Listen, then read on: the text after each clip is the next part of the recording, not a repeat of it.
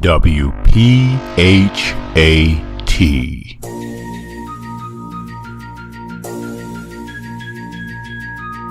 You're listening to the #1 health and wellness podcast, the place where health and consciousness connect. Perfectly healthy and toned radio with your host, Darren McDuffie. And now, prepare to get fat.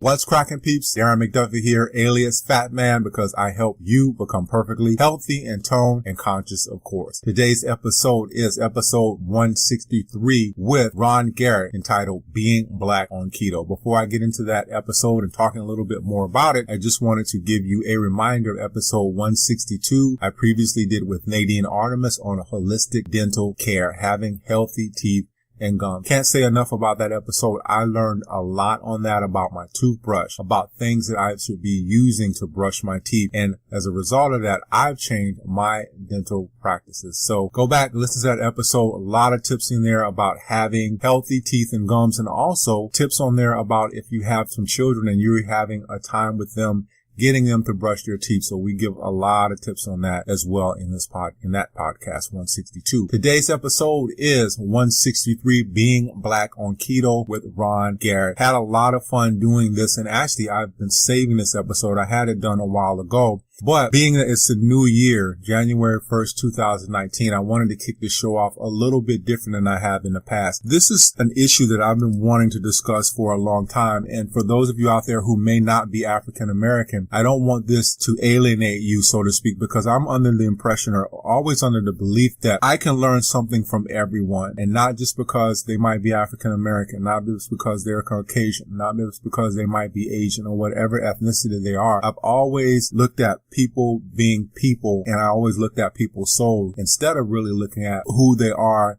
when it comes to color or race, so to speak. So today's episode, again, is one of those episodes where I wanted to kind of get someone and discuss the issues that are revolving in the African American and Hispanic communities, just simply because when you look at disparities in healthcare, we are among the most who are suffering from diabetes, suffering from cancer, suffering from all of these diseases, and not much is being done about it. We'll discuss on this podcast why we're behind a lot of the diet trends, why we're behind paleo and keto, why we're really not catching on to these diets that are out there to actually help us to reduce our weight, to get some stress off of us, to reduce the blood pressure, high blood pressure. So again, this has been one of those podcasts I've been really wanting to do, but just didn't have the right person to do it with. And I think Ron is a very good person to do this podcast with, specifically because you'll notice that he's very open and he talks very frankly about what's going on in our community and how he's kind of paying it forward to help those who are in need, especially within the inner city youth and within the African American community, by taking the principles of keto and helping those people to reduce those health markers and get a lot more healthy. So again, don't let this alienate you. The podcast is for everyone, and you can learn something. Whatever community you're coming from, whatever ethnicity you're coming from, you can learn something from this podcast. So let's get into Ron's bio. Ron Garrett began bodybuilding at an early age. While bodybuilding, he followed the standard American diet. As Ron got older, he found it was progressively harder to cut weight like he used to in the past. He was later diagnosed as being pre-diabetic, and along with his diagnosis came debilitating joint pain. Ron went on to discover the ketogenic diet and has improved his health markers and is no longer a diabetic. He now tells others about the benefits of the keto diet and uses it to reach inner city youth and the African American community. Coming up on episode number 163, Being Black on Keto with Ron Garrett, here's what you're going to learn. Why is the African American community so far behind diet trends like paleo and keto? Ron and I go over this and we discuss this at length. Why do we love certain foods?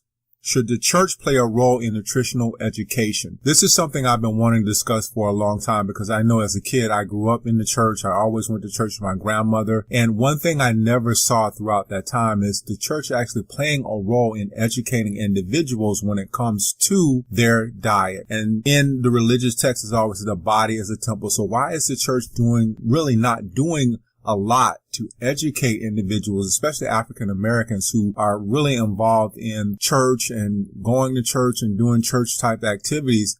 Why isn't the church doing more to educate people when it comes to diet? What does the body naturally crave? What is the outcome of the keto diet? How can you be more intuitive about your body? Ron discusses what he did to be a little bit more intuitive about his body. And this is something I learned a long time ago, to really pay attention to our bodies and pay attention to what our body is trying to tell us. Now, without further ado, let's get into the podcast. Ron Garrett, welcome to Perfectly Healthy Tone Radio. How are you, man?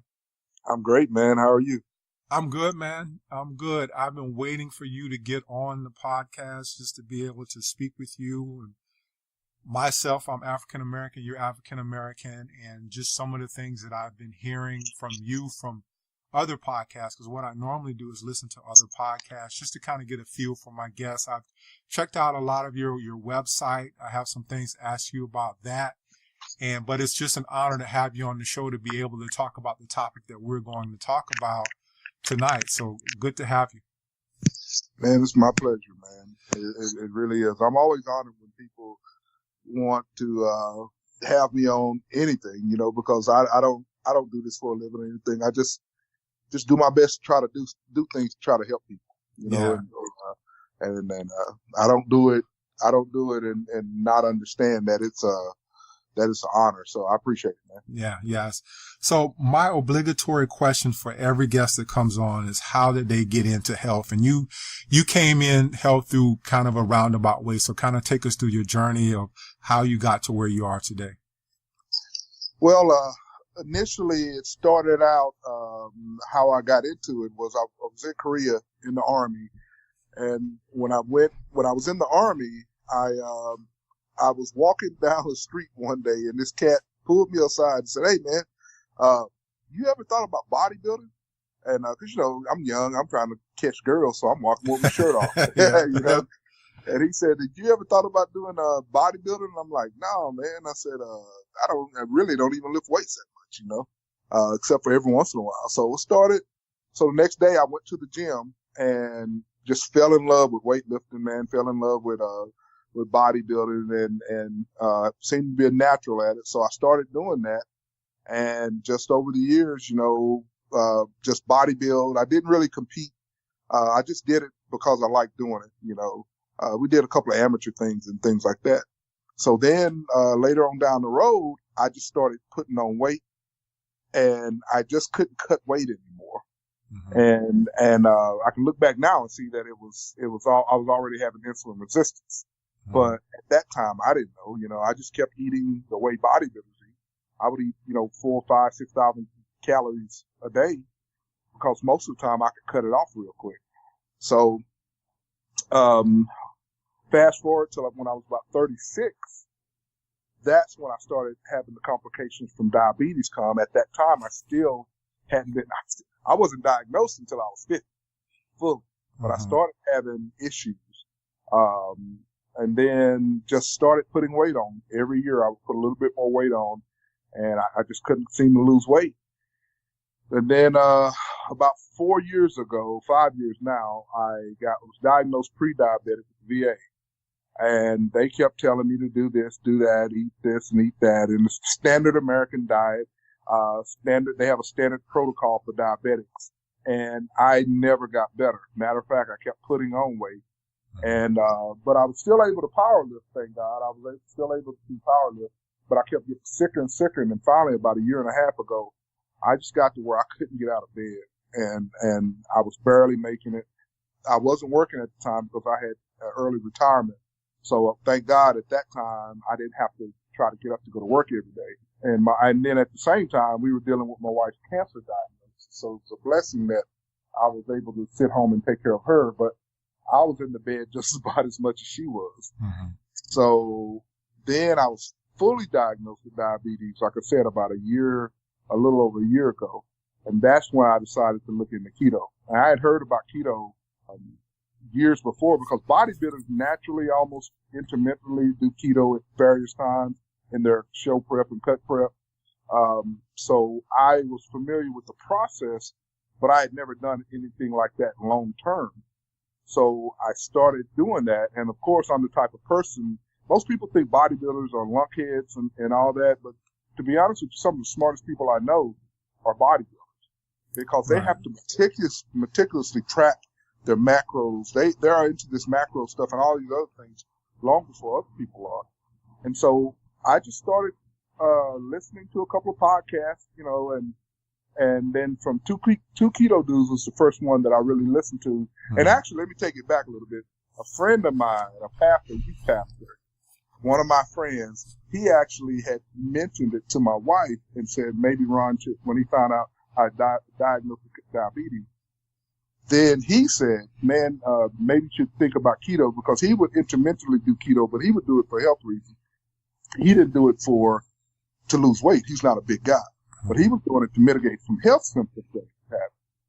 And so that's how I started listening. I started listening to two Keto Dudes. And of course, as you probably are aware, once you go down that rabbit hole and you find something at work, Yeah. you start doing investigations. And I'm sort of a nerd, even though I'm from the hood now, I'm still sort of a nerd when it comes to Right. scientific things. And so I just started listening to podcasts all day. And I would listen to two Keto Dudes. That, of course, took me to Keto Evangelists. That took me to finding out and listening to lectures by Doctors Finney and Bolek and Gary Fettke, Ira Cummins, Nina Teichos. Started learning things about the food industry. And so that's sort of how I went down all these rabbit holes, and I'm still down these rabbit holes. I haven't come up for air. And so that's sort of my journey in a nutshell. That's the health part of my journey. The other part of my journey is the spiritual side, and that's a whole different story. Yeah. So let's go back, because I want to get an idea of your stature when you were actually into bodybuilding, and then where you came, because I saw a picture of you as I was doing research for the show. I saw a picture of you sitting in a chair, and you looked like you were well overweight. But what did you start at? Because it looks like you carry around, you're kind of a big guy up top. But yeah, I'm a big guy. I'm still a pretty good sized guy. I've lost 70 pounds, but I'm still 270. Everyone thinks I'm around 230, you know, because I've always been a big guy. I'm pretty thick now, muscular. Mm-hmm. And I haven't been able to lift weights for almost a year because of some other health issues. But I still carry around a lot of muscle mass. And so I've always been blessed physically like that. And even on that picture, if I had stood up, you wouldn't have thought I was that big. You could only look at my face, and because my chest and everything sticks out more when I stand up. Right. And so on that picture right there, I wasn't even at my heaviest on that picture, the one that you saw sitting on that couch. I was probably only around 310 or so. So I had another 30 or 40 pounds to put on. But at that time in that picture, you wouldn't have guessed that I could bench press over 500 pounds in that picture. You know, so. So I walk around at my healthiest. I walked around 230 or 240, which is my goal weight is about 240. 230 would be stretching it because I have so much muscle mass from when I was bodybuilding. I mean, even now I still have right at 20-inch arms, and I'm still losing weight. You know, so. What's your height, if you don't mind me asking? I'm 5'11". 5'11". Okay. Yeah. So you're pretty muscular. I'm a pretty thick guy. Yeah, I'm exact opposite of you. I'm long and tall and skinny. I played basketball. I'm 6'7", and I'm very lanky. That's the way I've always been. That was funny because I come right in between my mother and my dad. My dad's 6'6". My mom's 5'2". Yeah. So I come like right in. You got the middle of it. Yeah, I got the middle of it. I used to try to stretch when they would measure me in the Army. Every year I would want to be measured because I knew I was going to hit 6 feet eventually, and I never did. So what I didn't make up in height, I made up in width. Yeah. So let's go back to just discovering keto. How did you discover keto? Yeah, my buddy, like I said, my buddy Scott, he had told my wife, maybe Ron, because here's the thing, my wife is the most beautiful person in the world, and she knows how to manipulate me, thank God, because somebody else had mentioned keto, some other people had mentioned it, but if I don't respect you, or if I don't know you, I don't listen to you. You've got to have contributed something to my life, and that's just that hood mentality growing up. Right. We don't trust people, And so I've really got to trust you and respect you before I'll listen to you. Or you've got to show me that you know what you're talking about before I'll listen to you. But Pastor Scott, his dad is like my father. I consider myself like his brother. And he's the one who brought me into youth leadership. I'm in inner city ministry because of him. I'm in because of how he's mentored me, even though he's a lot younger than I am. So she knew that if he said anything about keto, I would at least investigate it. So she came home and she just mentioned it casually. I look back on it, she's real slick with what she did. But that's how I got into it, and I started listening to two keto dudes. And I'll tell you, man, I almost got tears in my eyes thinking about it. And every time I talk about it, because I remember the day that I started keto, I was sitting here, I had been on the couch basically for about, and now this is coming from a person that had been so active his whole life. I was sitting on the couch. I was probably a little over 350 at the time. So when I say I lost 70 pounds, it could have actually been more because I stopped counting at 337. And I didn't weigh myself anymore after that. And I know I had another 6 months where I was putting on weight, So I was sitting on this couch, man, and I just said, I'm going to get up and try to walk. I hadn't been able to really walk more than 4, 5, 6 minutes.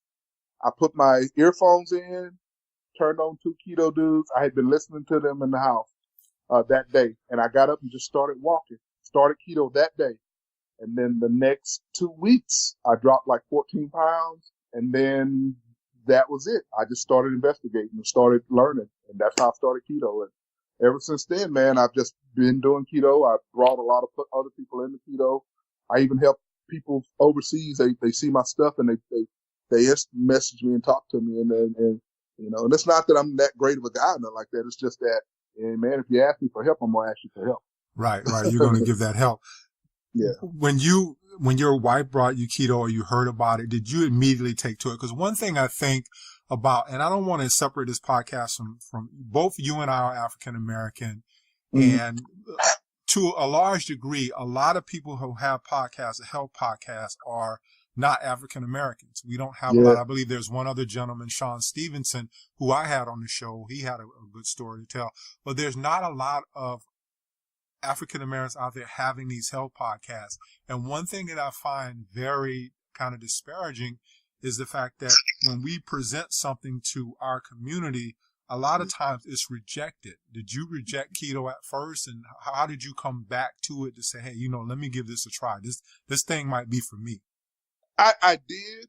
And I not for those reasons, although I love it that you brought this up, brother, because I feel exactly the way you do. And I know that if you heard my podcast, you know how I feel about that subject, because in the Black community, we will reject anything, it seems at times. Well, I don't want to be that harsh about it. I'll say that it seems like that if it's not coming from a Black source, we sort of reject it.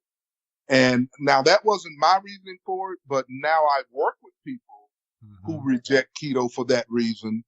And I'm able to talk to them, and I have to break those barriers down before I can start helping them. But that wasn't really my initial reason. My initial reason was that I just didn't like people telling me what to do. And I didn't like people trying to, I thought I could do it on my own. And as I went down my own personal journey with my faith, which is so important to me, that was one of the barriers I felt like God was breaking down with me, was that I didn't put you here to do everything on your own. You can't save yourself on your own. So why do you think you're going to work it yourself on your own?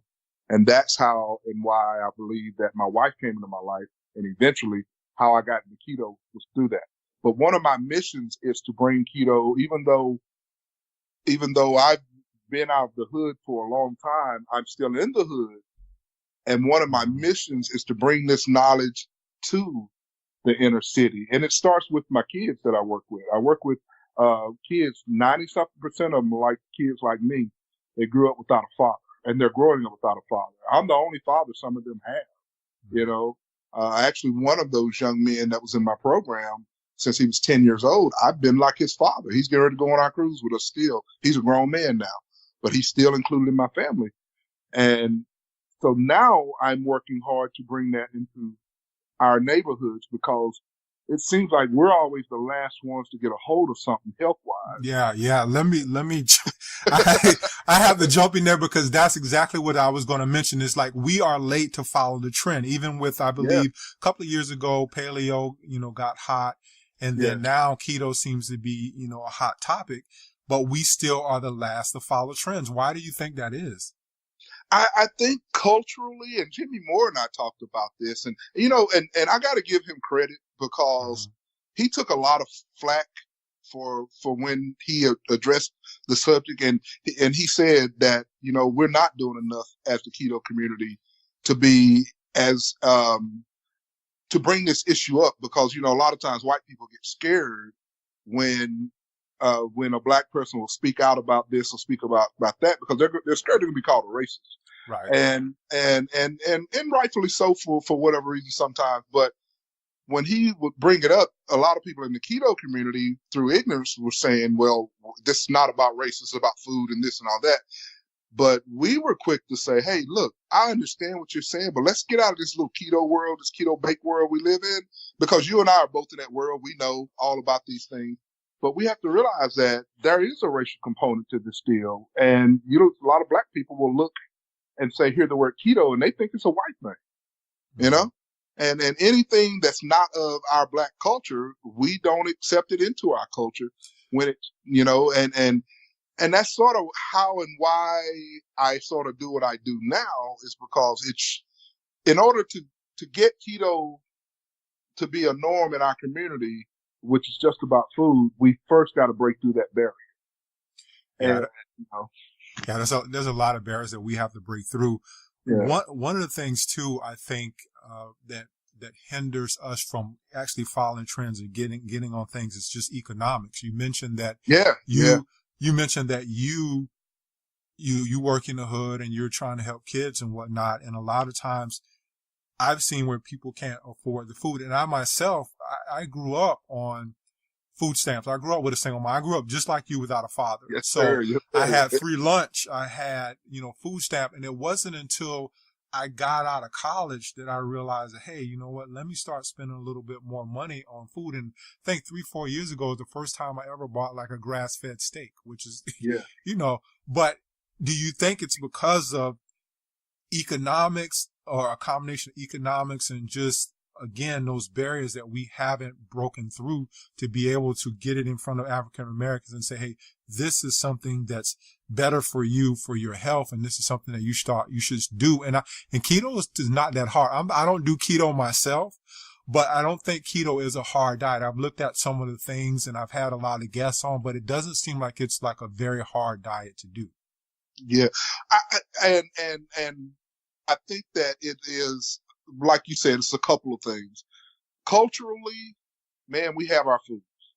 If your mama can't cook this, or your wife can't cook that, and it's like that. If we don't eat those, I'll give you a good example for where I'm from. And black people around wherever you're at, each one have their, each area has their own little niche for what the mama's supposed to cook or the wife's supposed to cook. Right. And like where we're from is sweet potato pie. If you don't eat sweet potato pie and you don't eat dressing, something's wrong with you. You ain't black, And it's that mentality sometimes, though, because it's like we think we're supposed to eat certain foods because we're black, and really a lot of that comes from we can go down a rabbit hole of back to the slave days and all this and all that. The foods we were introduced, because as black people originally we didn't eat what we eat today. We didn't have a grain-based diet back in Africa. We had a meat and fat-based diet. Actually, our ancestors ate more, depending on what part of Africa you were in, they actually ate more the fats and the organs more than they did the muscle meat, if you want to get real deep into it. And I'm talking about my history of Africa and everything. But I think that it's culturally, and I think that we think, and a lot of people, actually, I talked to Dr. John Lemansky, who I know you're probably aware of. I actually sort of talked to him through email and behind the scenes. And a lot of times we think we have to eat grass-fed this and grass-fed that for keto or even paleo, because that's what it's sort of taught. And when we hear that kind of stuff, you know, man, in the hood, we start hearing all these things that we hear on these commercials and all that. We start thinking, oh, well, that's a white thing. We don't even think that we can go and afford that kind of stuff. When in reality, if we can afford some of the things that we buy, the shoes and the thing, what's more important than your health? We got to start putting a premium and an importance on our health over clothes and those other things. Don't get me wrong, man. It's cool to be dressed nice and everything. But some of the money that we spend, because even my kids in urban rangers, man, I have to constantly tell them, because they know I go on cruises and I do some other things. And I tell them, I say, how do you think I get there? I said, I don't spend a whole bunch of money on my shoes and clothes. I buy a house. I bought a house. I wasn't like a rich guy, but I bought a house, you know? I said, we've got to start putting the focus on it. And that's not trying to knock my hood or nothing like that. It's just, man, I see us spending so much money, even in the projects. I go over to my kids' houses and they got all these TVs and all of these games and all this other stuff. But their mom and all them are sitting over there. This one lady, man, sitting over there, she's got her leg cut off from diabetes. And I'm like, ma'am, you could just, you know, well, I can't afford to do better and all this stuff. And I'm like, yes, ma'am. Yes, you can. I said, as a matter of fact, if you would stop eating what you're eating now, the bag of chips, and start and eat a little bit of bacon and eggs, I said, you're really going to help your conditioning, and you won't even have to pay as much in your medical bills because you won't be going to the doctors. And that's the knowledge that I'm kicking now. It's starting to take off, but the cultural barrier is still there, man, and it really hurts me. It's priority. And one thing that I've noticed too, I grew up in South Carolina, so I'm Southern as well. The thing that I notice about Southern African American people, Southern Black people, is one of the things I pulled myself away from when I changed my diet a couple of years ago was just the starches. Like, I know for me personally, we used to have rice with everything. We would have rice. We would have macaroni and cheese. This was Sunday dinner, macaroni and cheese, sweet tea, all of this stuff. And I remember when I started pulling myself away from a lot of that, I got the comments, oh, what's wrong with you now? You're different now, and but you don't know what. Hang around the white people. Yeah. you don't get what, and then I'm like, and then they see me now and they're like, hey, you look so good. You look like you're taking care of yourself. And I was like, you can do exactly what I do. Yes, man. But I think our diets I know for Southern Black people, the diet seems to be heavy in starch. And I kind of pulled myself away from all of that heavy starch diet. Yeah, it's because, and a lot of it has to do with history, especially here if you're in America. And you take it all, like I said, take it back to the slave trade and all that, where when we were brought over here, we were forced basically to learn how to eat the foods that we eat now. And it became a part of our staple diets, but it was never good for our genetics. Our genetics, we're not used to all these starches. And then people say, well, they ate this and that in Africa and had starches in it. I said, yeah, man, but that was a different type. Like if let's just say corn, for example, or even bananas. What we ate in Africa was more like the plantains. And if you ever ate a plantain, you know they're totally different from a banana. But they were like, well, because they don't understand that these fruits have been bred to be super sweet now. And our fruits that we ate most of the time in Africa were more bitter like, you know? And so now I can eat a plantain and it tastes sweet because I haven't been eating sugar for so long. And I was remarking to my wife the other day because I make these peanut butter bars, and I can eat when I take a lick of the peanut butter now because I use just crushed peanuts, and actually it tastes almost like the peanut butter that I used to get, the Peter Pan that used to have sugar in it, because I don't have sugar all the time. So, you know, it's just, I think that a lot of it has to do with history. I think that our bodies have never been able to recover from being forced to have that grain-based diet. And I think a lot of that has to do with it. Our genealogy, our DNA just does not accept what the Caucasian-based DNA does, you know, and that's just the way, from my research and the things that I'm learning, sort of what I've learned. That's why I think the predominance for diabetes in America is highest among African Americans and people of color, you know? Yeah, I'll agree with you on that. I think that just and that reason alone, what I just talked about, you and I were just talking about, is a high starch diet. People have I have at least at right now, I have 2 people in my family that do insulin on the regular, and then I have a cousin he's in denial because he's having issues and his blood sugar got really high, and he'll come to me and he'll ask me for advice, but it's like, I think people are more like you were like, hey, you know what? I don't want to be forcing anything. They want to feel like they come into it on their own. And therefore, and you probably were like this as well, Ron, when you learn something new, you want to share it with everybody. Yeah. And I was that guy. I was like, hey, I gotta go share it with everybody. And then I realized that I was just pushing people away. Now people ask me for advice. I'm more than adamant about giving advice. But if they don't come to me and ask me for it, I don't offer it, because I know that it has the potential to push people away. Yeah. Hey, brother, and here's the thing with that. It's so funny. Everything always goes back to my faith. When I share my faith, now, if you come to my page and all that, if you come to my page, it's my page, you're going to, of course, see my faith. All right. But when I'm out and about, the way I started, the way I share my faith with people is I just simply live my life out before people. And they hopefully they will look at me and say, man, there's something different about that dude. And let me get to know him. Why is it he's that way?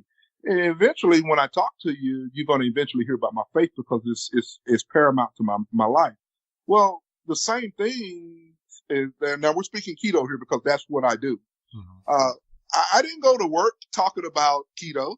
I didn't go to work telling people about this and that. You know what people did was they looked at me going from a size 6X down to where I'm at now, or a 2X. They were like, what did you do? What's happening? You're wasting away. You're this, that, man. You look so healthy now. And then it gave me the avenue to talk to them about what I was doing. And I really didn't even introduce it a lot of times as keto. I just said, man, I just removed the sugar and crap from my diet. And I said, this is what I eat on a daily basis. And then when I started sharing the types of food that I was eating with them, they were like, you're eating that and you're losing weight? And I'm like, yeah.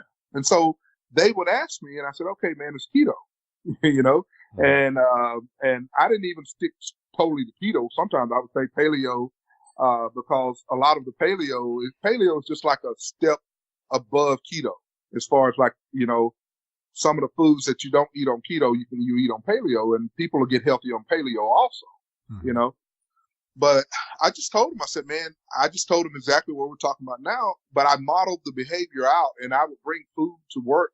So this one guy, Jason, who I had actually met like a year and a half before, he worked down in the basement, and I work in a 4-star general command, AMC headquarters for a company controlled force. I'm a supervisor, shift supervisor for our security team. And so, all these people had seen me losing all this weight. And Jason came down one day and said, man, what are you doing? So I told him, and I sort of got him started with keto. And then he started losing all this weight. So then it was just exponential. He would bring people down to by the desk and say, hey, this is the keto guy, and I I forgot what they called me in the building, the king of keto or something silly. And I would just laugh about it, because to me, I didn't care about that, but it was just funny. And it was mostly black people he was bringing by, and it wasn't, he brought some white people too, but he's like me. He really wants to really help his community out, because it's killing us. This sugar and these carbs are killing us. It's just decimating. It's decimating us worse than a lot of the crack epidemics and all these other things that go on. It's just that it's the silent thing, because nobody talks about it. Yeah. No one talks about it. But that's how I got started, man. And that's all I do now. I just model the behavior out. And if you want to talk about it, you talk about it. I don't force myself on anybody. I have people all the time that would tell me they're diabetic. And I'm like, oh, okay. Getting back to your faith is something that I always wondered, and maybe they're doing this in Alabama, but I always thought that the church should offer a little bit more stuff by way of dietary, like teaching, outreaching and teaching people how to eat. Are you doing any of that, or do you advocate doing something like that? Actually, it's so funny because I don't know if you know Danny Vega on the Keto Evangelist Athlete Project podcast. No, He and I were discussing this. Uh-huh. I think it's almost even harder to get keto started in churches than it is in the Black community. I've actually encountered more resistance, and we have a multicultural church. Mm-hmm. And thank God, a lot of people in my church are actually doing keto. But it took a hard stance because, churches, it's just like the Black community when it comes to food. They always have food. And so, yes, we are doing some of that. But like I said, it was organic. It was never something. There were actually people that were doing keto long before me at my church. But through my example, praise God by his glory that I feel like I'm a respected person, and people, when they saw me, I would just show up. And here's an advantage I had because the job I had, I was actually working Sundays and Wednesdays, so I couldn't go to church for like a year and a half. And then I got switched shifts. I showed up at church and I had people walk past me. They couldn't tell, they didn't know it was me. I had lost so much weight. And so that's a conversation starter. And then the buzz goes around because, I had a couple other people that were doing it with me. So all of a sudden, a lot of people in our church are actually, I started noticing my Facebook stuff going up and people were liking my stuff doing this. And then people would just come up and talk to me about it. And that's sort of how it happened. But to get back to your point, yes, I see the same amount of, if not more, resistance in churches about, because people just don't want to give up what comforts them with food. I'm blessed that having the bodybuilder's mentality, even if keto was hard, I could do it. Because the problem was I was trying to use that healthy diet the way the American Diabetes says. Right. But it just wasn't doing it. Once I got on the keto and turned my body into a fat burning machine, now my body responds to it. And that's what I try to tell people. People don't understand that even for people that are non-diabetic, the industry, the Diabetes Association, all this, they term you diabetic only when you hit a certain number. But actually, when you start becoming pre-diabetic, you're actually diabetic already. It's just that when you go in sometimes and you get tested, if your numbers for that period of time are lower, you're not considered diabetic. You have to hit this number for 2 tests in a row. By then, man, you're doing damage to your organs and all this other stuff. Yeah. So you were able to reverse your diabetes, yeah. right? Okay. Yeah. Matter of fact, I just went in and had my blood work done, and my VA doctor's just amazed. He can't believe it. Now, the stuff he had been having me do for 15 years got me sick as heck. And now even he and his nurse are actually, they can't tell anybody about low carb and do all this and all that, but they personally take notes on my life. Right. So it's a cool thing. But yeah, I reversed it. Now I can tell you this, I experiment a lot. I have bumped myself out of ketosis a couple times and up my carb intake just to see how my body will react. And even though my body's healed a lot, if I stick with a higher carb limit for like a week or so, my blood sugars will start rising again. So it lets me know that even though I'm healthier now and I've healed a lot, that this is something that I'm going to have to really do the rest of my life. And for me, it's very easy. So it's not a hard thing to do anyway. Yeah, I think sometimes what throws people off, and I tend to go more low carb now myself, and that's just something that I do. Like where I would sit down and eat, let's say if I ate some French fries, I would sit down and eat a whole thing of French fries. Now it may be like a handful or less than a handful, if that. But I think I know one thing that really always confused me and threw me off was just being able to measure things. So yeah, for people out there who are listening to the podcast, give us an example of like carbs. Is it like a palm of your hand? How many carbs are you eating on a daily basis? Because I think people need to know how easy it is, that they don't have to sit there and measure out every little carb, because I think that intimidates people sometimes. Yeah, and that's such a great point. And that's one of the barriers. Because our culture, we don't really, our mom and them wouldn't even measure half the time. Yeah. My mom just throw it in a pot. Mama, how much you put in there? Boy, I just threw a handful in there. Shut up and eat it, and so you know what I'm talking about. And everybody, most of the people listening probably know what we're talking about. But yeah, so no, here's the thing. Keto, people have this perception that keto is so hard. And it's really not. Because all you have to really do is try to keep for some people, keeping your carbs as low as 50 grams a day will be beneficial. For me, being severely insulin resistant and diabetic, I have to try to keep my carbs around the 20, anything less than 20 to 10. And how do I do that? Well, I just don't eat a lot of starchy foods. And the foods that I do eat that have carbs in them, mostly it's going to be vegetables, and it's incidental vegetables, green leafy vegetables. Mm-hmm. I don't really measure, man. I don't measure on a daily basis the majority of the time. I used to when I first started because I wanted to get to know the process. So when I brought someone in, but now I try to be more intuitive. And I just tell people, eat these foods. If you eat these foods, you're going to be fine. And most of the time it's going to be meat with a fat, bacon fat or butter or something like that. That stuff has no carbs in it. And then you want to moderate your protein. You don't want to go crazy on protein. I still eat a lot of protein, but my body seems to work well with that. But there's some people that have to eat less to keep their insulin levels down. And you know, then I have vegetables. You know, I have green leafy vegetables. Majority. You know, I'm still able to eat collard greens and stuff like that. I just don't go super crazy on them. But I can eat a ton of those before I reach my carb limit. Yeah, and you talked about being more intuitive, and have you noticed that you even said this earlier about just noticing, like putting things in and really noticing. And I think for the large majority of people that are out there, most people are not really intuitive about their body. They don't know, you know, what works for their body. Do you find that to be true when you're working with others? Yeah, at first, and here's the thing with what we do.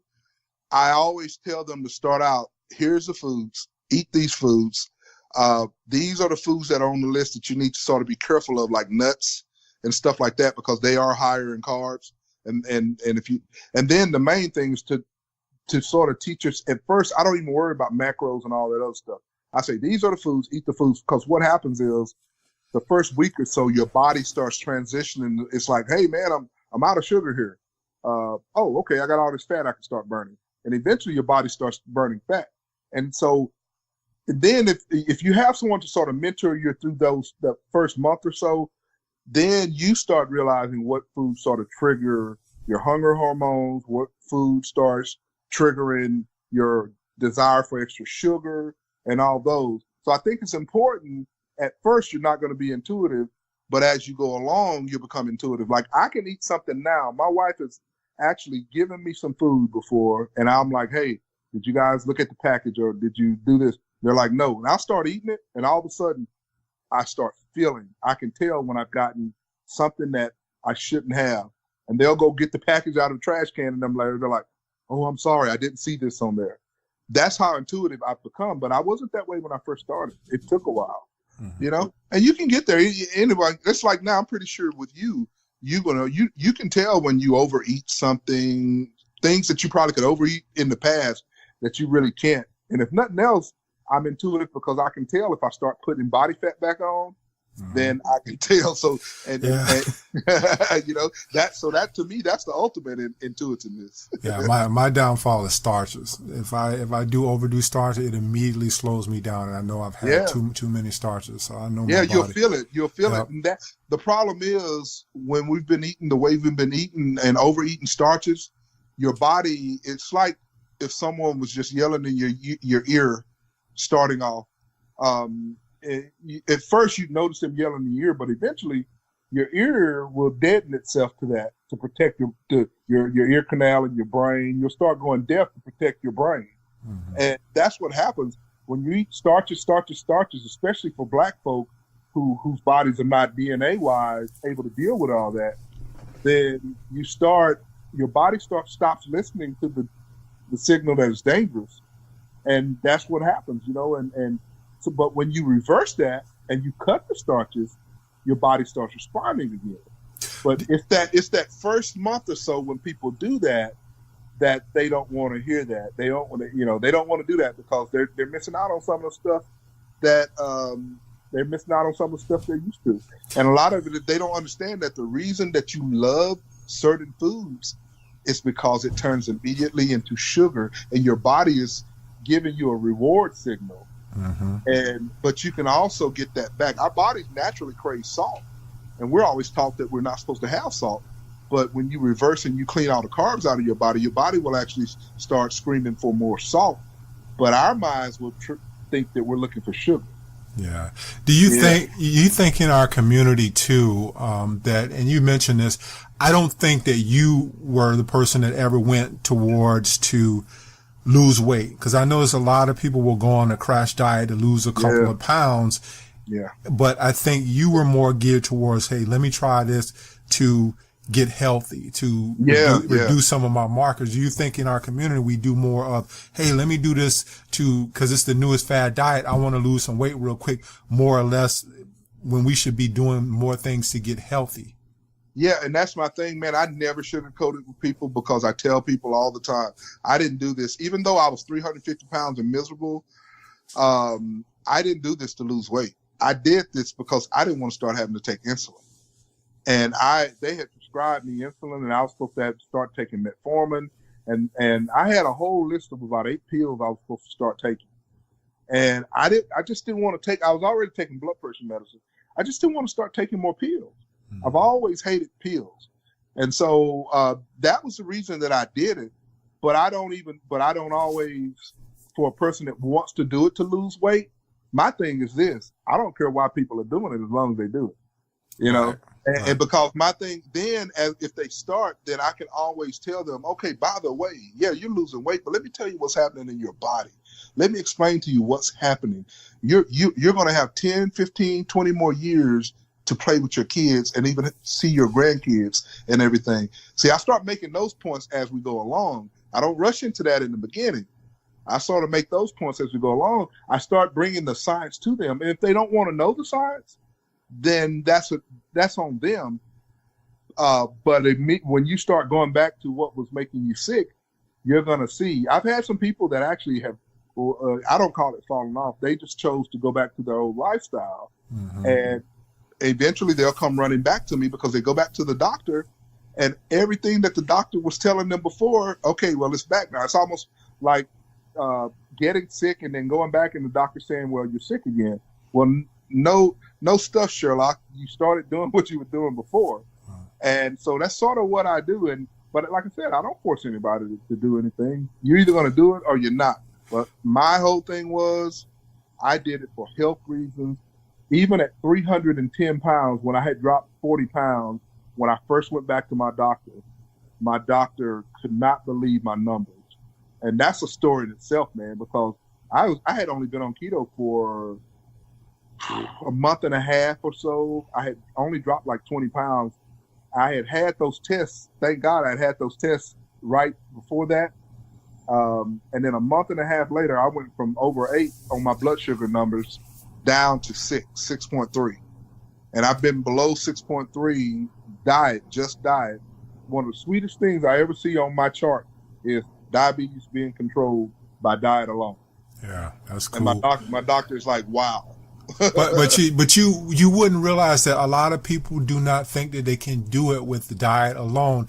Yeah. This brings up a point for me too, because I got caught up in this right after my playing days. I think I was 28, 29, somewhere going on 30, and I had gained a bunch of weight. Whereas when I was playing, I could never gain weight. I remember I used to ask my mom and say, hey, I need to put on some weight. My mom was like, you're going to start putting on weight when you get over 25. And sure enough, it happened. Yeah. But when I stopped playing and I gained almost like 40, 50 pounds, and I had always been skinny, but I got caught up in that belief. And I think that's a belief we had in our community. As you get older, you're supposed to pick up a lot of weight. Yes, and I don't know if that's necessarily just our community, but I think that we are ingrained in that whole thing of, hey, you're getting older now. It's cool to pick up 20, 30 pounds. Cause I had to watch all my uncles do it. Yeah. Uncles and everybody around me just do it. My mom picked up weight as she got older. And I don't know if that's just a belief within our community or what. As I go through this deal and go through life and get older and everything, I come to find out that a lot of things that we think are so different between us and other communities, really they're not. It's just that the terms are different, how we react to them are different. We have a certain way of doing things, a certain swag that we have in a Black community when it comes to anything, and one of them is just that we think that as we get older, we're supposed to, get heavier. But it's the same in the white community or the Hispanic community, Asian community, because I've been blessed to be around the world, and that same thought process is the same, But being a Black man, I just know what Black people do, Mm-hmm. and it is. We think that you're just supposed to get heavier. When I'll be honest with you, another part of my story is, like I said, everyone thinks because of the way I look and the way I'm built that I did a lot of my losing weight in the gym. Because when you see me, you think I'm still lifting. They don't realize that I've been so sick and had so many health issues that I haven't been able to lift for almost 9 months now. So the majority of my weight loss has been done with no lifting at all, no exercise at all. The only exercise I would get would be walking, and I wouldn't walk like for hours or nothing like that. I just walk normally, So it has nothing to do with exercise. Calories in, calories out has nothing to do with your body's metabolism. Don't get me wrong, it helps because there's a lot of benefits to exercise. But to lose weight, you don't necessarily have to do all of that. It just takes eating the right foods and not even the highest quality foods. Who is this? Gary Becky, I think it is, and there's one other guy. They were actually talking about this subject. And Dr. Ken Berry is another one who actually is going to be my doctor because I can't find a good keto doctor around here who understands my blood work and everything. Oh, I had Dr. Berry on like a couple of weeks ago. Yeah, man. And actually, he's actually going to be my doctor. He's about a little over an hour and something from here. And all I have to do is go see him, and then he'll be my doctor. And I'm hoping to get with him. He's in Tennessee, right? I believe. Yeah, he's in Tennessee, about an hour and a half away from me. Oh, wow.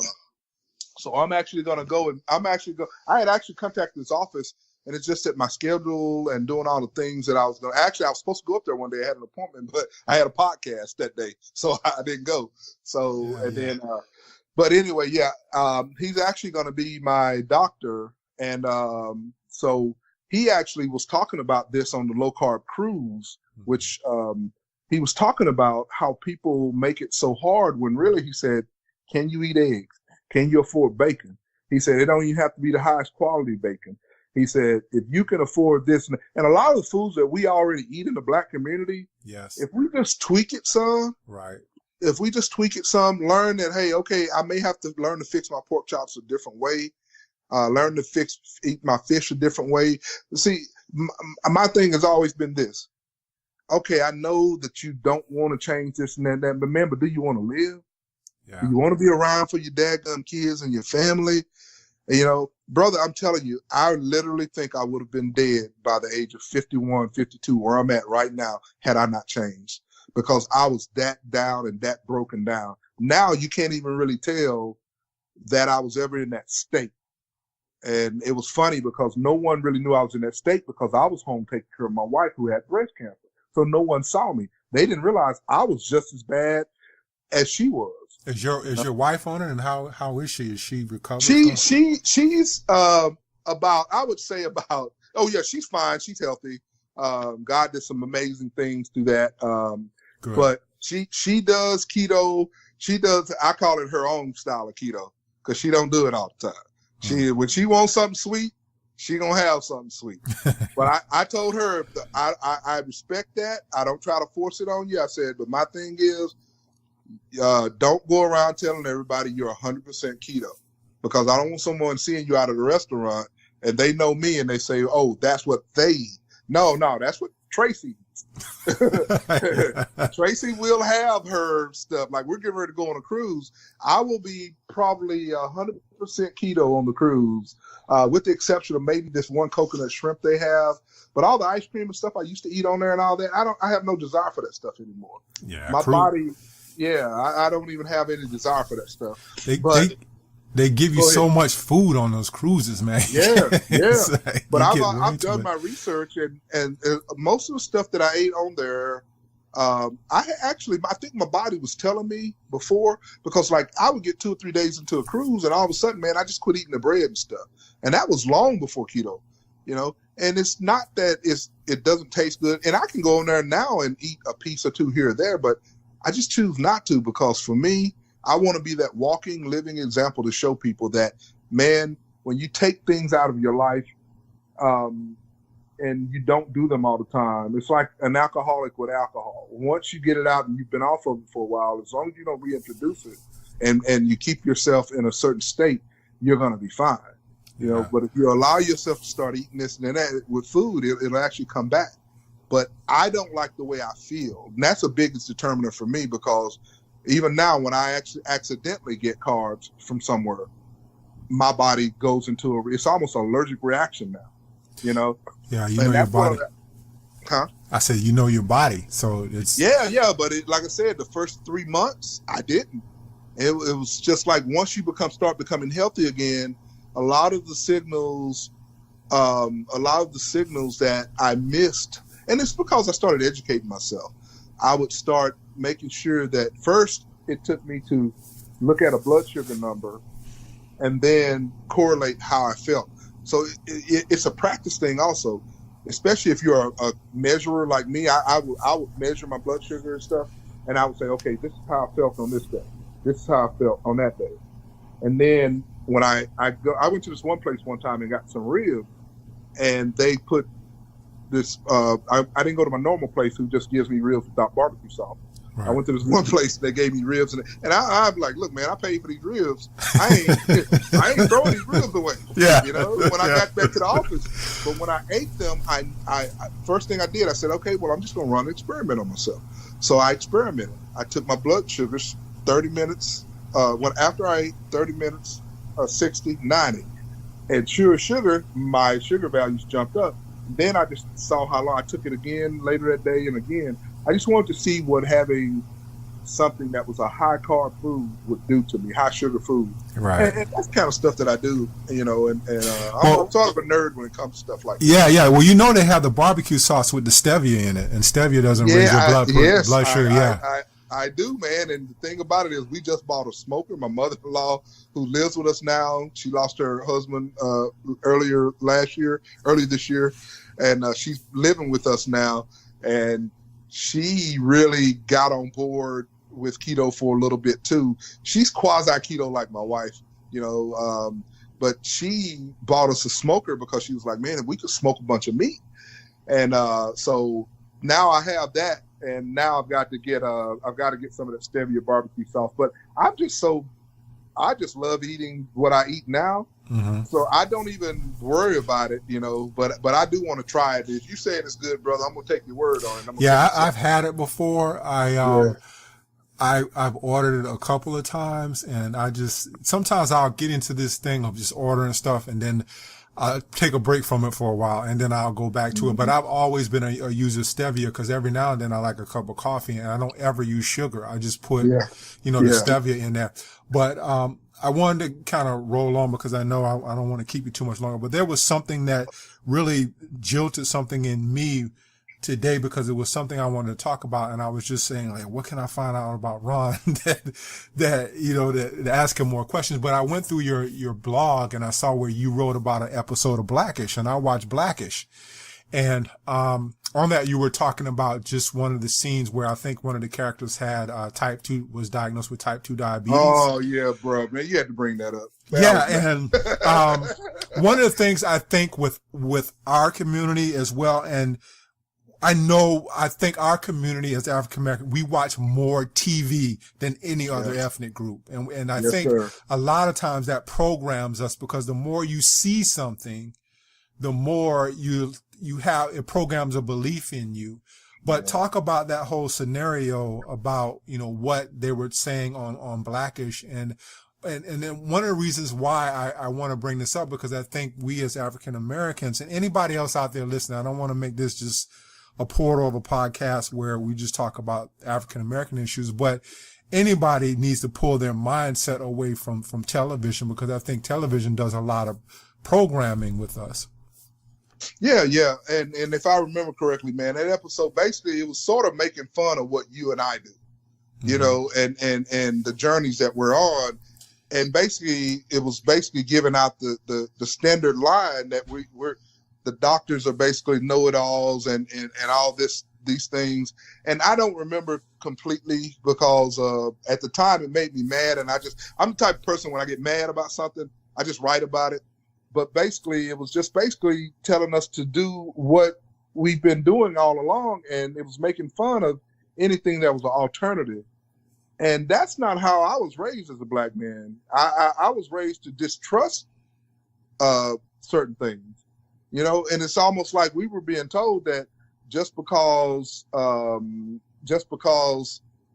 it doesn't sound black and that it's not good. Basically what we were saying earlier. And I don't remember it all. I wrote that. A lot of times, a lot of things that you see on my thing, you have to realize I write it, and then a lot of times I never go back to it, you know. And it just happened to be on me at the time. But it really just upset me, because it was almost like we were being told right then to just do what they're telling us to do. And when I say they, I'm not talking about white people. I'm talking about doctors. Right. And it's like we're not supposed to think for ourselves, when actually in reality the doctor works for us. He's supposed to be a partner. He or she's supposed to be a partner in our healthcare, and not just telling us what to do, being a dictator. And then they were just making fun of anything that's an alternative, and that insulin was the key. Taking this medication, you can eat whatever you want to eat. The very same things that you and I fight against, you know, and it's not necessarily that way. So, I mean, you may have to bring me back to memory on some of that, because like I said, I don't remember completely. I just remember I was mad at the time, and when I heard it. Yeah. It was just, I think it was just about one of the characters where they were saying that you should just do this for type 2 diabetes, go see the doctor and basically do everything they tell you to do when you were doing it, like eat this type of diet, and not really challenge the diet. And I don't think that we do a lot of that in our community, of really challenging doctors. Like I remember when I had high cholesterol, this was a number of years ago before the whole thing came about cholesterol, but I had been in the pharma industry and I knew what those drugs would do to people because I was on the inside. And I remember going to the doctor after I came out, and the doctor's like, well, your cholesterol is high. We might need to put you on Lipitor or this. And I was like, look, doc, I said, I'll eat oatmeal till it comes out my ears before I go on Lipitor. And he's like, well, why? Because you and I know, and you know better than I know, but I went down that rabbit hole. And let me tell you something. When I went down that rabbit hole, I fume now, because people they'll say on a post that I put up, well, what about your cholesterol? And I'm like, man, shut up about the cholesterol now. I don't want to hear nothing about the cholesterol, because number one, if you go back and you do your research, you understand that cholesterol is this high cholesterol thing. Actually, you at a higher risk if your cholesterol is lower. You actually at a higher risk than you are if it's higher. What you need to worry about is your triglycerides, you know. And when you lower your triglycerides, like my triglycerides as a 270-pound man, I rock at about 58 continuously. They stay there. And I've been tested for a whole year now, and my triglycerides are always low. My cholesterol, my HDL, and my LDL are a little bit higher. But the research I've done with Ivor Cummins and Gary Fecky and some of these other people, you start understanding that higher cholesterol is actually a marketing tool for, and I don't mean no disrespect to you, brother, because you know what I'm talking about, but it was basically to sell those drugs. You know, and you know better than I do that, you know, and because you have that a lot more insider information than I have. And don't get me wrong, there are some instances that those drugs may help some people, but the basic determiner for all cause mortality, meaning that if you take those drugs or you don't take those drugs, the heart attack rate doesn't change. Yeah, it's amazing to me that people still go on those drugs. As much information is out here, but I always say that people have to come into information when they're ready for it, because I know that happened to me when I lost my mom. That's how I got into health. I just asked for the answers, and those answers were provided for me. And I, like you, I started going down the rabbit hole more and more and more, and listening to podcasts and reading different books, and I kind of broke my mentality free from that. And I think for not just our community, but other communities. I think there's a lot of things that are coming unveiled now, and people are really not believing the things that they believed before. But I just wish, like we were discussing on this podcast, that I wish we would get more of the trend a little bit quicker than later. You know what I mean? Yeah, because here's the thing, brother. If it wasn't so serious, I'd probably be like, okay, whatever, you know. But man, people are dying.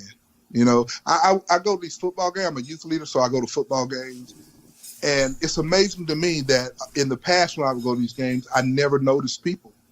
But now I notice people. And the ones I notice the most, the epidemic of how fat our kids are now. Mm-hmm. When I was younger, man, the fat kids really stood out because it wasn't that many kids that were that fat.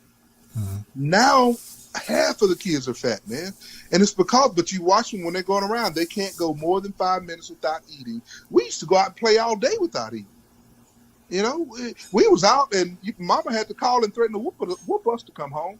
And we'd be out playing football all day and we didn't eat. We didn't die. Yeah, you know, but we've been taught now we have a snacking mentality. We got to eat something all day. Oh, your blood sugar's getting low. And then I'll tell people, good, let it get low. Let it get lower. You know, because when you let it get lower, your body will start kicking in and start burning the stored energy, the fat. You know what I mean? It's some adaptation in that. But the problem is we think we can't ever go hungry or be a little hungry. We have to feed ourselves. And I did. I was a bodybuilder, man. I would eat 8 times a day. I would even wake up in the middle of the night when I was in a growth period. I would wake up in the middle of the night, 2 o'clock in the night, eat something and go back to bed. Wow. That's how dedicated I was as a bodybuilder, mm-hmm. You know? And it worked for me because the same principle applies. Insulin stayed high, so my body grew, mm-hmm. You know? So I'm going down a rabbit hole. No problem. I'm going to get you off here in a little bit. But talking about that, about kids, I remember for us, for a special day, my grandmother, when she was living, we would go to McDonald's maybe once a month, if that. And that was a special time to get a pile everybody in the car, and she would go and buy everybody McDonald's. Now you see kids who are eating McDonald's and adults who are eating McDonald's pretty much every day. The last thing I wanted to ask you about is about your mentality and how it's changed, because you can tell a lot about people from where their mentality was. I remember I used to try to be on that bodybuilding diet, and I would give in to eating the 6 times a day. How many times are you eating? I would be taking around all of these Tupperware things with me to work and eating at different times. How many times are you actually eating a day now? Actually, now, most times I eat once a day. I eat a pretty big meal. Sometimes twice a day. When I start working out again, it'll probably be twice a day. But most of the time, man, I don't really get hungry till around 2 or 3. And I love it how people will say, "Oh, that's bad. You have to eat." Who says? Mm-hmm. Your body is determined. It will tell you when you're hungry. And that's the thing. We've gotten so, because just like we were talking about with the Blackish thing, we've gotten so conditioned to be told that we must eat breakfast. Breakfast is the most important meal of the day. Blah, blah, blah, blah, blah, blah. No, the meal you eat is the most important meal of the day. It doesn't have to be breakfast. Breakfast just stands for break the fast. Right. And we've been so conditioned that we've got to eat these certain foods. Like I may have steak for breakfast, you know, and I may have a salad for breakfast. I don't tie myself down. And that's the thing. People don't realize they've been so conditioned to believe whatever it is. And a lot of it has to do with the food industry. And the food industry is the one that sort of brought up this 3 meals a day thing. Because back in the day, I remember my folks would eat something in the morning before they went out and worked in the fields and stuff. And even me, I hauled hay and did all this other stuff back when I would go out to the country, what we call the country. Mm-hmm. I would stay with my work during the summer. I worked a lot in fields and stuff like that. But there was times we didn't eat all day. Or we may have a little lunch or something, but we didn't sit there and snack all day because we were working. And that was the healthiest time of my life. I had a 6-pack walking around then. So, you know, how are you going to tell me that this other way is healthier when I started eating this other way, eating all these snacks and all this stuff all day, I got fat. Yeah, I just saw an article the other day about breakfast is the important meal of the day. And I only eat twice a day, and I've been doing that for a number of years because it just works better for me. When I noticed that I would eat breakfast in the morning, I would just have this thing that if I ate breakfast in the morning, it trickles something within me and I feel like I have to eat all the time. Yeah, yeah. Whereas if I do twice a day, I usually get hungry around 12, 1 o'clock. Yeah. And then I'll eat later on at night, and then I'll cut my carbs back at night as well because my body really doesn't need it. Yeah. But that works for me. And I tell people, do what works for you. There you go. Yeah. Just do what works for you. I'm a keto guy. Don't get me wrong. I top keto because of what it's done for me. And I think it is one of the best things for diabetics. That's my whole mission and my issue. It's because so many Black people and people in general are suffering from this disease. Mm-hmm. And it's an epidemic that's been caused by our food guidelines. That's another rabbit hole. I ain't gonna even go into that. Look up Nina Teicholz, find out how the guidelines got started. And they're actually looking at changing them now. Thank God I work for the government. I know how the government operates. And so I send letters out and I talk about this. I'm doing some stuff behind the scenes politically to try to get some of these things changed. And people just don't realize how much food policy has hurt us, because when they switched our dietary, the way we eat, to grain-based, and it was all done by the food industry. And you being in Big Pharma, you know what I'm talking about. Yeah, they have a lot of money to spend on advertising, and they don't realize when they're seeing someone saying eat healthy and they eat healthy grains on TV or eat healthy this and that, this fat packed full of sugar, that it stimulates the pleasure centers, and we just automatically think it's just an advertisement. No, they know what they're doing. And that's what happened. They paid a lot of money. The food industry, big sugar, big grain, and the pharmaceutical industry paid a lot of money and they still pay a lot of money. Why? What do people think lobbyists do? They pay to get these guidelines and stuff. And actually a lot of our educational stuff in these universities and stuff, they actually accept a whole lot of money to get the curriculum that's backed by big food, big pharma, and all these other things. So what our doctors are actually being taught is actually keeping us sick. Yeah, it's a lot of doctors that are coming forward now. I know you're with Dr. Barry, and I'm actually working on this podcast to put up next. And but there's a lot of doctors that are coming forward and realizing that, you know, what they've been taught, they kind of have to supplement their education.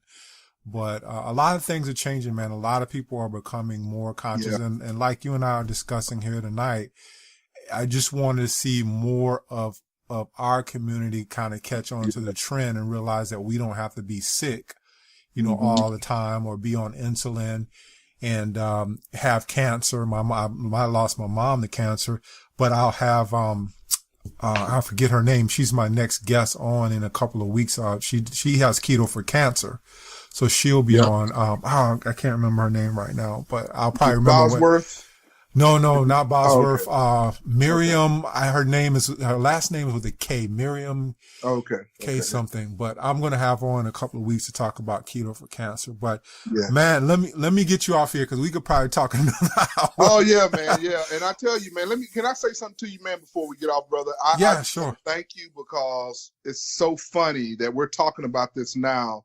And I talked to Jimmy Moore beforehand, but I didn't even know you existed, and that's a problem. That's a problem. That's a problem, man. I should know you, but I didn't know, because the very fact that we said the keto, and that's what Jimmy and I talked about, and he admitted, that's what I love about him. He admitted there was a problem. And it's like the keto community doesn't do that outreach because they're scared. Well, when I saw Jimmy's podcast and he had put you up there and I saw it, I put on his page, I said, hey man, I'm glad you are addressing this, because I was wanting to find someone who would come on with me and address this, because usually when you have a podcast, if I sit up here, it's just like I'm shouting the people downhill. When someone else sees it, like I see it, then I can get you on and discuss it. But when he had you on, that's the reason why I got in contact with you, because he had you on. And I said, man, Jimmy, this is great that you are addressing this, because I think it needs to be addressed in within our community. Yep. And anyway, man, I just had to say that to you, man. Thank you for what you do.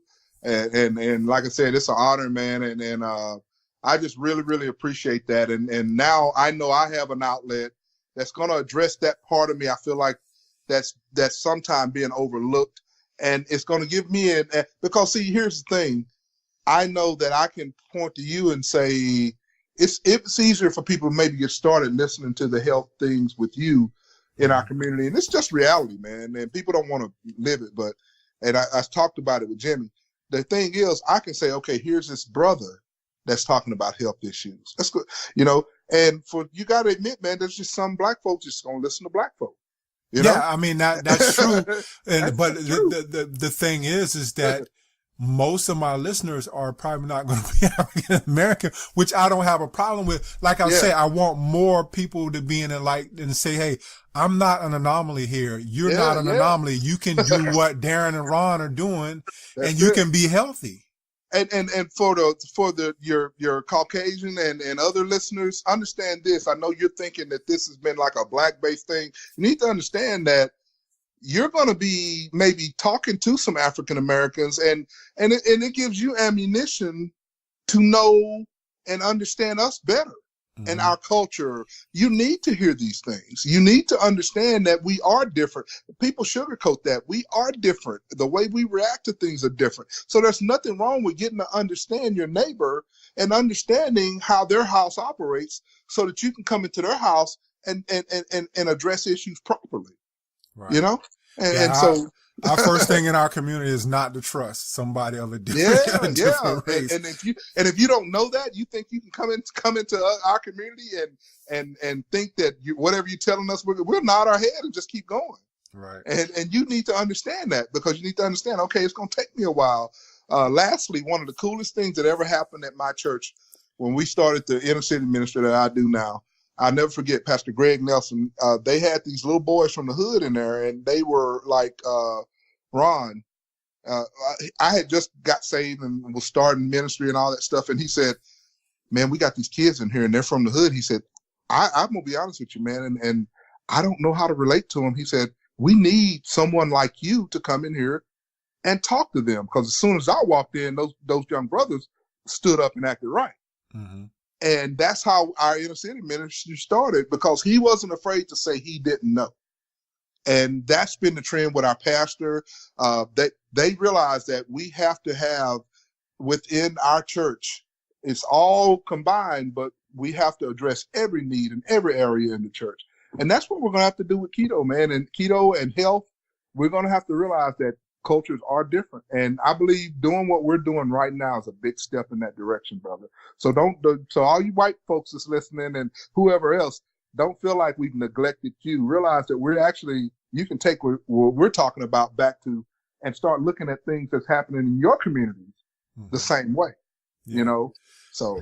Yeah, I applaud you for coming on and being able to talk about this, because I've been looking for someone to come on and talk about these issues for a long time. Not just me, because to me, I'm standing up on a hill and I'm looking, I don't look down on people, but I always like to say, hey, I would want to see more people in our community, even the Hispanic community, be more healthy, because believe it or not, we're the ones that are going to the doctors and getting on the pills and getting on the things. And it affects our communities a lot more, because the Caucasian community is more into, hey, let me exercise or whatever. You can go to a gym and you can see the disparity in there. Yeah. Man, I never thought about that. Yeah, you are right though. Yeah, but I look around. The only place that I ever lived where I saw an abundance of African American people was Atlanta. When I lived there, I would see a lot of people in the gyms working out there. But being here in Florida, I don't see a ton of us. Mm-hmm. So, well, in Atlanta, I'm poking fun now. Atlanta, you got a lot of them bougie blacks over there. So, and I say that lovingly for all you people to know. I say that lovingly because I am close to Atlanta.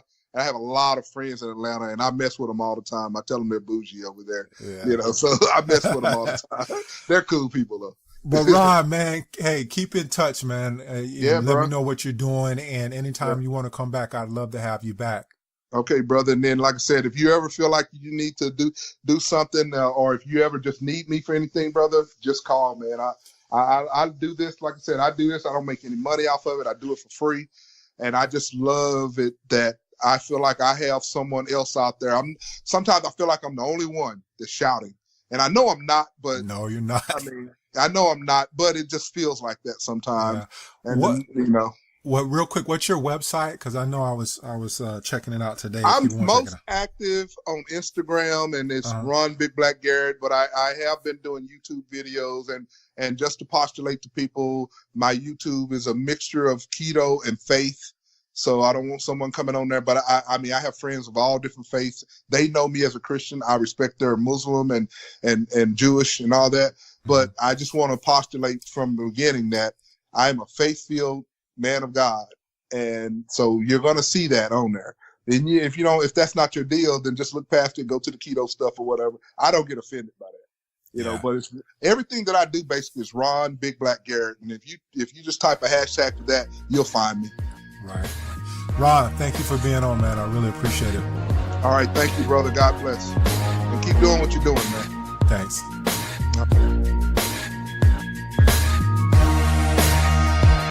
Macy's Backstage has everything to help you get a fresh start, including active gear from brands you love, Reebok, Fila, K-Swiss, and more. Hurry in and find the best booties of the season, starting at $19.99. And pamper yourself. Bring the spa home with fragrant candles, aroma diffusers, even salt lamps, starting at just $5.99. Best of all, look for incredible markdowns in every department all month long. Macy's Backstage, off price, on trend, arriving daily. Find your store at macysbackstage.com.